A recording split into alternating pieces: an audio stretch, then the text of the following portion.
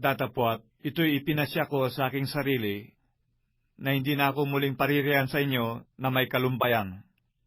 Sapagat kung kayo'y palulumbayin ko, sino nga ang sa akin ay magpapakagalak, kundi yaong pinalulumbay ko? At aking isinulat ang bagay ring ito upang pagdating ko ay huwag ako magkaroon ng kalumbayan doon sa mga nararapat kong ikagalak, sa pagkakatiwala sa inyong lahat. Nang aking kagalakan ay kagalakan ninyong lahat. Sapagat sa malaking kapighatian at hapis ng puso ay sinulatan ko kayo na may maraming luha, hindi upang kayo'y palumbayin, kundi upang inyong makilala ang pag-ibig kong napakasagana sa inyo. Datapwat, kung ang sino man ay nakapagpalumbay, hindi ako ang pinalumbay niya, kundi sa isang paraan ay kayong lahat upang huwag kong higpitan totoo. Sukat na sa gayon ang kaparusahang ito na ipinarusa ng marami, upang pagkus ninyong patawarin siya at aliwin siya.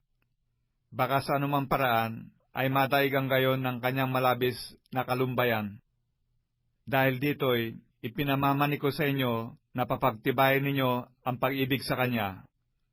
Sapagkat dahil din sa bagay na ito ay sumulat ako, upang aking makilala ang katunayan tungkol sa inyo, kung kayo'y mga matalimahin sa lahat ng mga bagay. Datapwat, ang inyong pinatatawad ng anuman ay pinatatawad ko rin naman. Sapagkat ang aking ipinatawad naman, kung ako'y nagpapatawad ng anuman, ay dahil sa inyo, sa harapan ni Kristo, upang huwag kaming malamangan ni Satanas, sapagkat kami ay hindi hangal sa kanya mga lalang. Nang ako'y dumating nga sa Troas, dahil sa Ebanghelyo ni Kristo, at nang mabuksan sa akin ang isang pinto sa Panginoon, ay hindi na ako nagkaroon ng katiwasayan sa aking espiritu, sapagat hindi ko nasumpungan si Tito na kapatid ko. Datapwat, pagkapagpaalam ko sa kanila, ako'y napasa Macedonia. Datapwat, salamat sa Diyos, na laging pinapagtatagumpay tayo kay Kristo, at sa pamamagitan natin ay ipinahayag ang samyo ng pagkakilala sa Kanya sa bawat dako. Sapagat sa mga inililigtas at sa mga napapahamak ay masarap tayong samyo ni Kristo sa Diyos.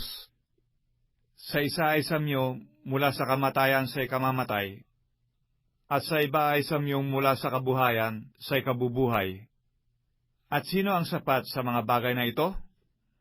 Sapagat hindi kami gaya ng karamihan na kinakalakal ang salita ng Diyos, kundi sa pagtatapat, at gaya ng mula sa Diyos, sa harapan ng Diyos ay nagsasalita kami para kay Kristo.